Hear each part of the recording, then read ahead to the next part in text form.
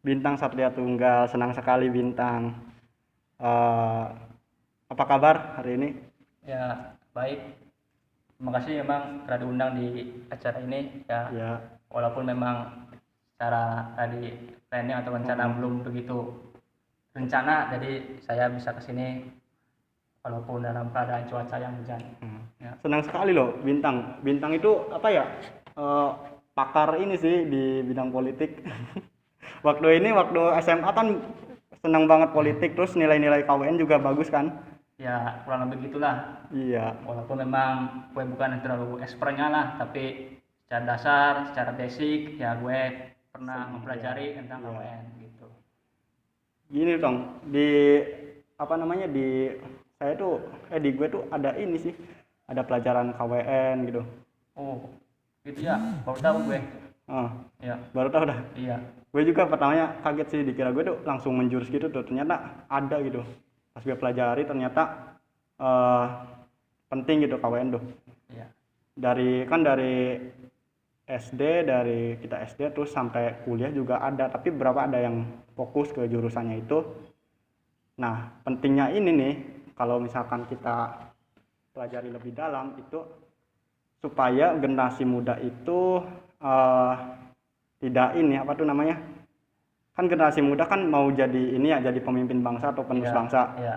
Nah, kalau kita mempelajari KWN atau kepancasilaan ini, Iya, kita nanti kan akan jadi pemimpin bangsa. iya. Nah, jadi pemimpin bangsanya itu kayak gimana? Jangan sampai kita eh, jadi pemimpin bangsa yang menyalahgunakan kekuasaannya, kayak misalnya korupsi yang Oh itulah. iya, iya. Kayak Yang mensos gua dulu, mensos. Ya. kenapa mensos? Hah? Berani sekali Anda. Ya, secara memang kasus tersebut memang telah diusut ya. Nah, Ya, mereka pun kasus tersebut telah terekspos di beberapa portal media ya, yang memang secara kasus tersebut memang benar-benar menyalahgunakan dana bansos Ha-ha. yang memang harus diperuntukkan untuk rakyat Indonesia. berarti itu pas belajar KWN itu tidak ini ya, Apa tidak terlalu menyerapi. implementasikan Iya, ya implementasikan nilai Pancasila. iya, makanya Ya, kan ya memang secara implementasi memang prinsip Pancasila siapapun harus memang bisa menerapkannya. Nah, itu berarti mereka atau dia tidak bisa mengimplementasikan secara total keseluruhan atau ya. secara memang dia tidak bisa menerapkannya secara kasarnya memang kurang inilah kurang bisa Atau implementasikannya mungkin gitu. gini, Tang, apa tuh namanya? Pas kita memasuki wilayah politik atau kekuasaan tertentu, nanti kita godanya lebih berat gitu, walaupun Iya, kita memang pasti kan gitu lah. Apalagi menteri yang memang jabatannya ya setingkat dengan pejabat-pejabat lainnya lah kayak gitu. Diberi anggaran sekian sekian ya, miliar, sekian triliun. Nah, kebutuhan untuk masyarakat, gitu untuk rakyat ya dengan dana sebegitu besarnya ya pastinya ada unsur godaan yang memang dapat mereka ya itulah ingin korupsi lah gitu iya. gitu. Nah, tadi Bintang tuh ini ya, kita kan udah ngobrol ya tadi di luar ya. Ya, Bintang tuh lagi daftar-daftar kerja lah ya. ya. Nah, itu dalam keadaan corona kayak gini gimana, Tang? Lebih Corona. iya. Ya, pertama memang dalam proses rekrutmen biasanya dilakukan secara online, baik itu secara interview, baik itu secara psikotest maupun memang proses rekrutmennya. Tapi biasanya kalau misal tes-tes yang bersifat yang memang tidak bisa dilakukan secara Ya. online, biasanya medical check up atau memang tes rapid test yang memang dibutuhkan oleh sebuah company atau sebuah perusahaan memang harus memang dituntut untuk bisa tes secara langsung ke TKP-nya atau ke tempat lokasi tersebut gitu. Itu lebih ribet nggak, Tang, prosesnya? Kan sekarang pandemi ada kayak misalkan rapid test segala macam.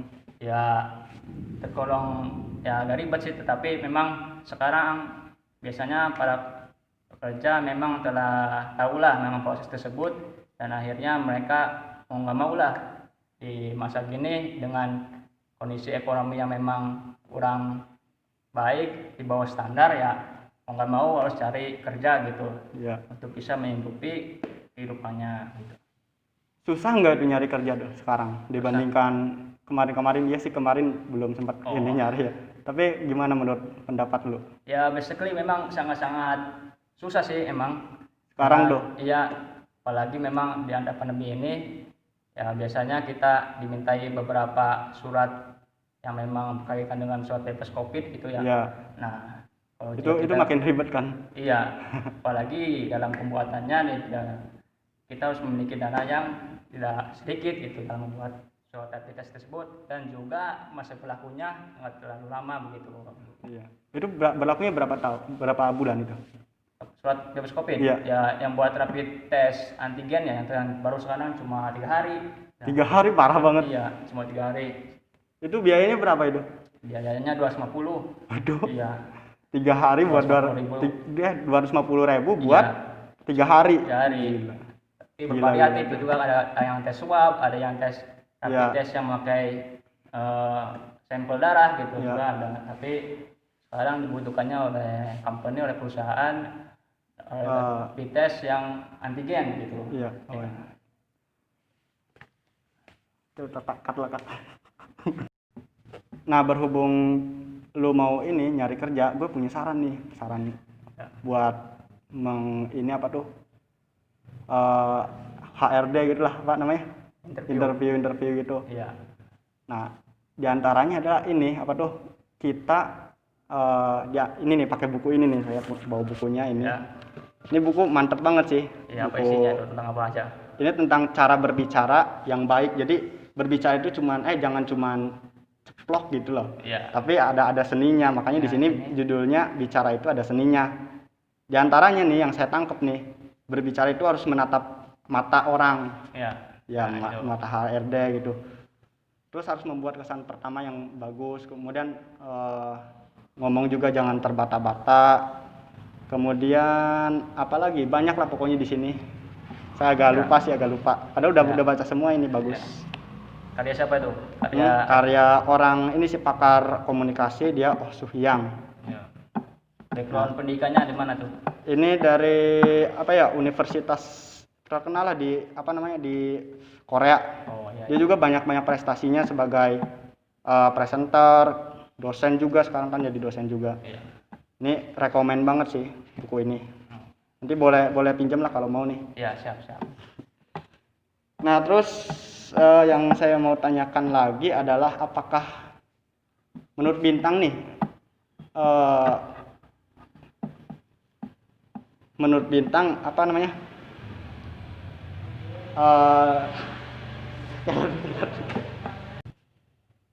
Nah, menurut Bintang penerapan Pancasila di lingkungan masyarakat itu udah sepenuhnya belum, atau Bintang mungkin melihat hal-hal yang apa ya, yang kurang lah gitu. Dan menurut pandangan Bintang sendiri penerapan Pancasila di lingkungan masyarakat itu, Ya, masyarakatnya tuh. Ya memang secara pribadi saya, memang menurut saya banyak memang yang perilaku yang memang ditetapkan di lingkungan masyarakat. Nah, pertama tuh ketuhanan yang Maha Esa. Iya. Nah, kita selaku warga negara memiliki hak dan kewajiban untuk beribadah, dan juga bisa beribadah dengan nyaman dan aman gitu. Iya. Nah, berkaitan dengan tadi nih, Ya, yang kasus-kasus Pak. terakhir itu kan FPI itu. Ya, Nah, ketuhanan yang ketuhanan yang Maha Esa kan. ya. Hubungan sih. Berat.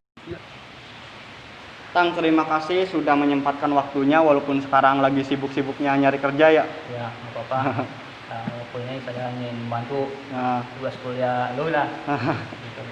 kita kan pernah ini apa tuh sebangku waktu ini Ya. kelas 7. Iya, Kelas 10. 10 ya, 10. Ya. 1 tahun. Ya. Tadi gue ngebonceng adik lu. Parah ya kan. Gue gak tahu itu. Dikira gue apa namanya? Apa? Ngobrol. Tadi salah iya non Arna.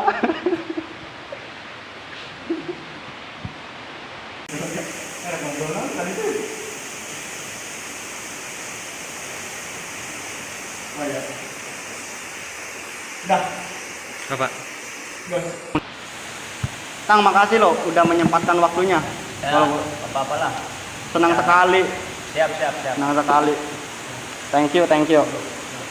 Walaupun tadi banyak drama ya kita apa namanya? Tadi salah paham segala macam. Ya. Dikira lu mau ini apa tuh nyamper gitu. Tenang. Nah, nyamper deh. Gue nyamperin ke lu jadinya.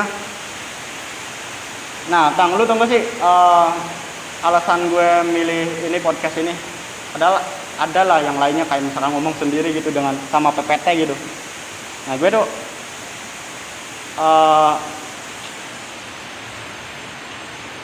tuh apa tuh yakin kalau misalkan berdiskusi itu, kalau kita berdiskusi itu apa namanya, otak tuh bakal mencapai titik terbaiknya. Makanya gue berdiskusi sama lu, gue yakin lu punya apa namanya, pengetahuan yang lebih tinggi lah gitu. Bukan lebih tinggi sih, apa namanya, lebih enak lah gitu. Iya, karena lu juga suka ini kan. Kadangin tuh ini kedenger nggak ya, Tang? Kedenger nggak ya? Tahu. Udah lah, mungkin kedenger pakai Indah ya.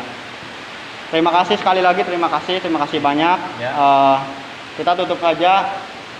Terima kasih pada Bintang dan terima kasih juga kepada yang sudah menonton. Say hi dulu dong, Bintang. Say hi. Hai. Say hi. Ya, terima kasih juga atas undangannya. Terima kasih juga atas kesepakatannya. Ya, walaupun nanti dari jawabannya memang kurang memuaskan, karena gue bukan ekspertnya, gue bukan pakarnya di bidang tersebut. Iya. Gue ingin saranin kepada mahasiswa nih, di era pandemi ini lo tetap semangat dalam menghadapi tugas-tugas yang memang sifatnya ya online lah, gitu. Harus tetap survive lah dengan keadaan seperti ini. Nah, sebenarnya gue juga mendapatkan ilmu yang sangat luar biasa di era pandemi corona ini. Ya, apa itu? Khususnya yang memang bagi maaf nih, ekonominya memang lagi susah, lagi tipis-tipisnya dalam hal keuangan. Nah, gue dapat ilmu yang sangat luar biasa. Ini merupakan teguran dari Allah yang memang sebenarnya nextnya lo harus punya dana cadangan atau dana darurat. Nah, sebenarnya gitu, agar nantinya nextnya lo bisa dapat menggunakan dana darurat tersebut, dana cadangan tersebut, ya kasar-kasarnya lo bisa bikin usaha-usaha yang memang walaupun skalanya kecil ataupun skalanya mikro, lo bisa dapatkan income tambahan dari kerjaan lo yang memang ya walaupun memang sekarang kebanyakan yang PHK ataupun memang dapat pengurangan jam kerja, ya lo bisa dapat income tambahan dari usaha tersebut gitu. Yang mungkin yang dari saya. Assalamualaikum warahmatullahi wabarakatuh. Sebelumnya gini loh, kan penutupannya gini. Ya. Ada yang ingin disampaikan nggak kepada pemerintah gitu? Ada nggak? Kayak misalnya keterkaitan pendaftaran kerja atau apa? Bukan ke pemerintah sih, ke pihak-pihak kerja. Ke pihak kerja. Oh, gitu. Ya sebenarnya merasa ini enggak ya, kesulitan gitu. Bagaimana transparansi lah dalam hal rekrutmen. Biasanya ada pihak-pihak atau oknum yang memang ya secara tanda kutip lah ada main di dalam usaha tersebut. Nah, biasanya ada orang dalam, pakai sistem orang dalam. Nah, tidak memakai dengan rekrutmen secara konvensional atau secara hukum. Dan memang itu biasanya banyak sekali pekerja-pekerja yang memang memiliki ekspektasi di pekerjaan tersebut. Nah, gitu. Oh, jadi itu. Jadi pesan Bintang adalah seharusnya seadil-adilnya aja gitu ya, Tang? Ya, jadi jangan sampai adanya proses ya suap itu ya. Atau juga main orang dalam lah. Ya. Ada transparansi dalam rekrutmen tersebut gitu. Thank you sekali lagi Bintang. Kita akhiri saja ya. Terima kasih. Wassalamualaikum warahmatullahi wabarakatuh.